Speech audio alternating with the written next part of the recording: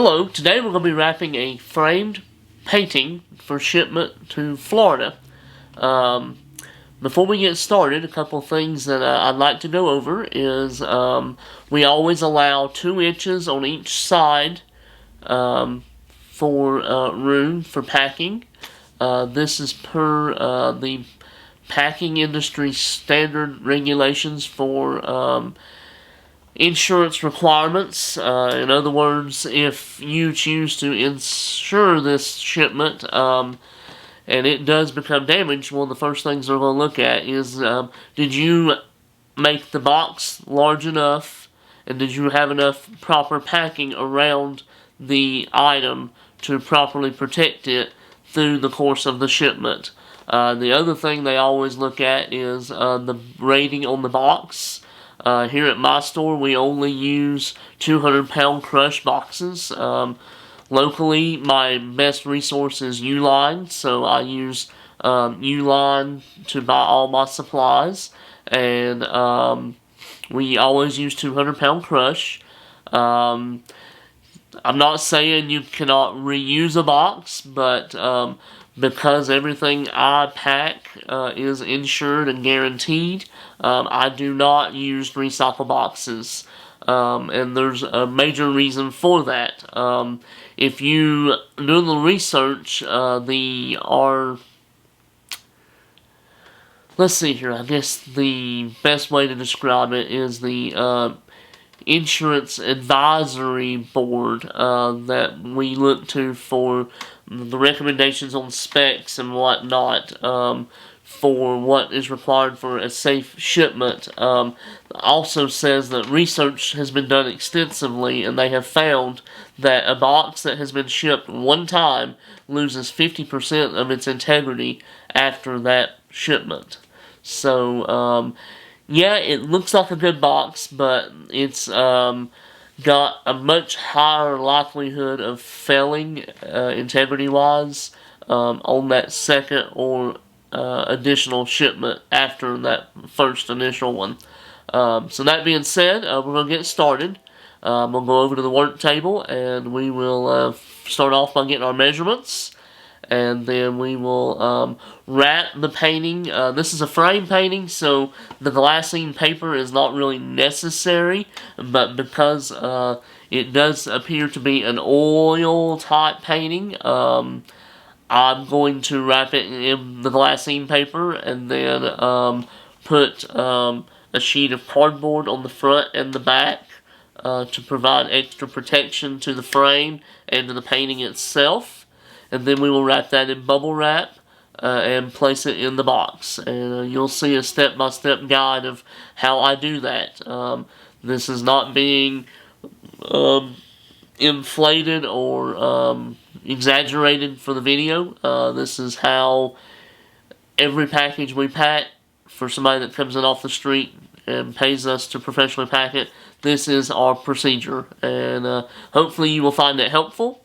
I'm not saying that this is the perfect way or the only way to do it, but this is a way that we have found to be very successful. So that being said, let's get started.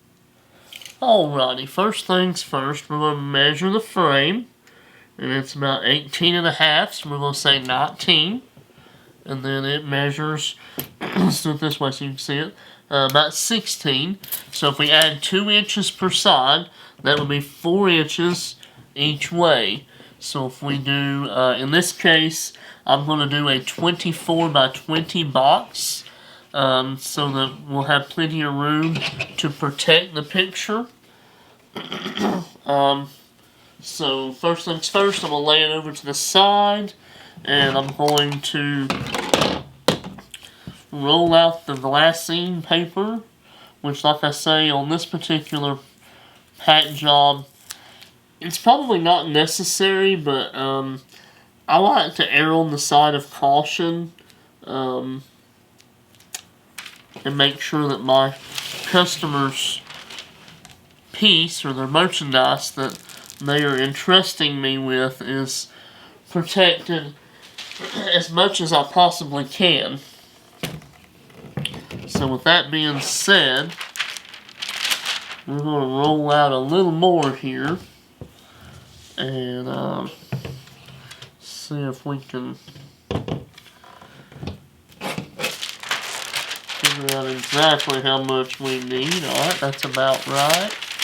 So you totally cannot see what I'm doing here, but we're going to widen this camera angle just a little so you can see a little more about what I'm doing. So, that being said, let's get started. So we're going to slide this down. And as you can see here, I've got it laying on the paper, and I've got enough paper that it will fold over and fully encase the piece. So I'm going to just create a little slack so that I can cut my paper.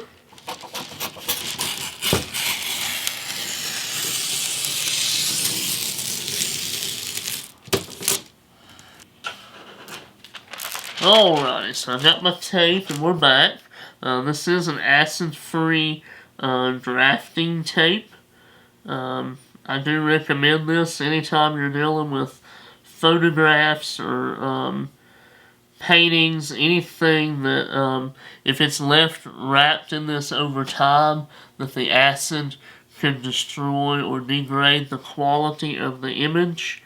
This is what you see used by any professional framer who's worth his salt. Because it protects the image and ensures a quality job for years and years to come, which is what you're paying a professional to do. So with that being said, we're going to get this taped up the rest of the way. As you can see, I'm just tacking it in probably about 3 places here on the back. I don't intend for this to be a long-term wrapping. This is just for transportation, so I don't know that we need to completely seal all the edges.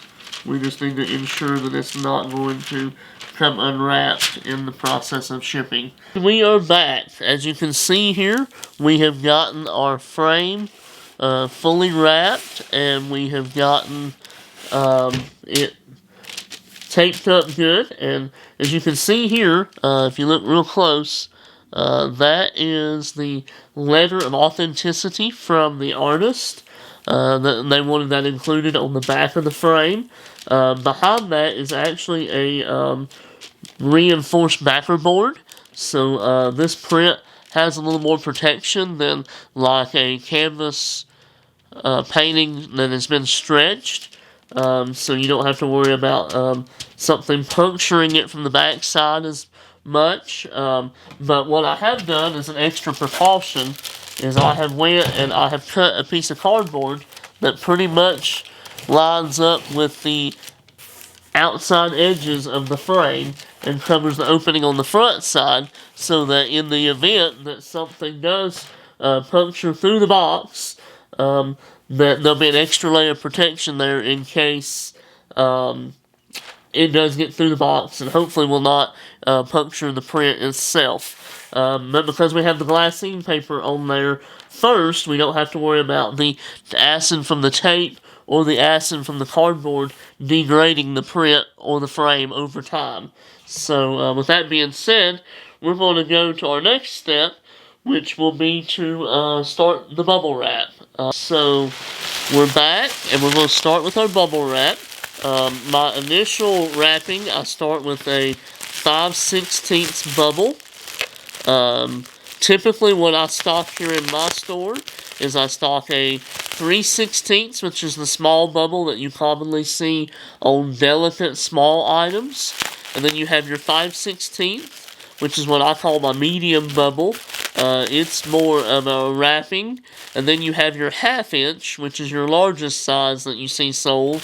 And that is more of a a dunnage or a filler to use to fill up void space when you're packing large objects. With that being said, we're going to start with our 5/16 here, and we're going to wrap it. Your goal is to have 2 inches on each side. Now that doesn't necessarily mean 2 inches of bubble wrap. That just means that you need to have 2 inches of padding or protection, i.e. bubble wrap or peanuts or some sort of padding / filler of that nature. So I've got enough here that I can wrap this 2 times completely. And so we're going to tape that up, and then we're going to kind of measure and see where we're at.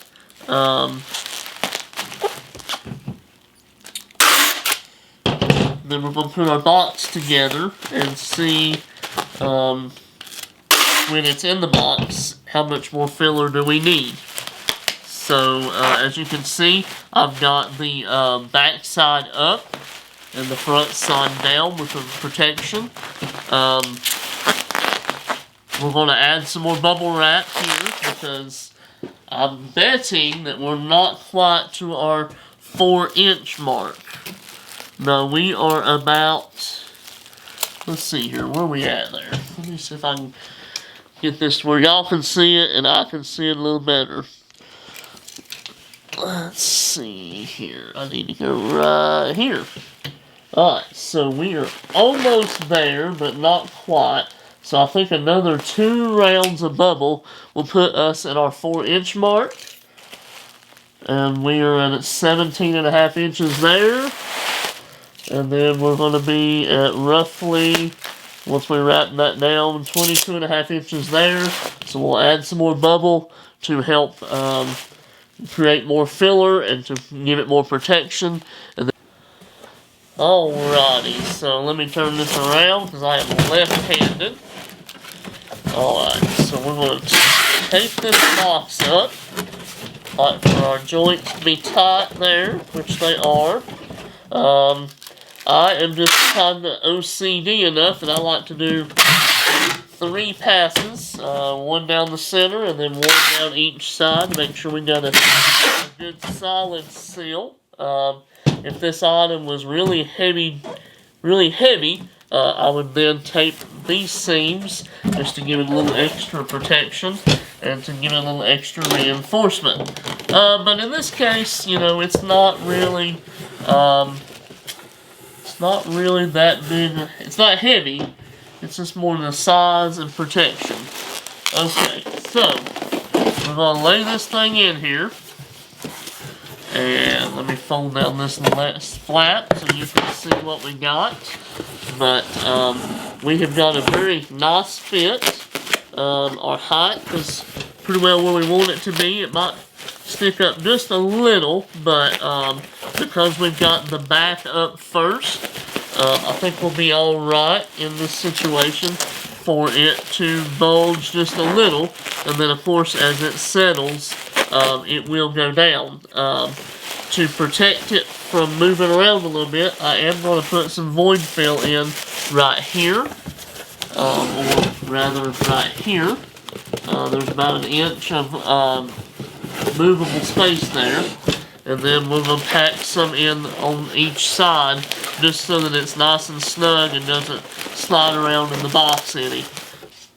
Alrighty, we got everything in place here, and I have went and got another piece of cardboard that is about the same size as the print, and I usually put one of those in over the top just so that in the event that something does happen to puncture the outer box, even though we've got plenty of bubble wrap there, we still have one more layer of somewhat more of a dense protection to protect it from puncture. Alrighty, so my 3 strips, like I said, on the bottom, we're going to do 3 more on the top.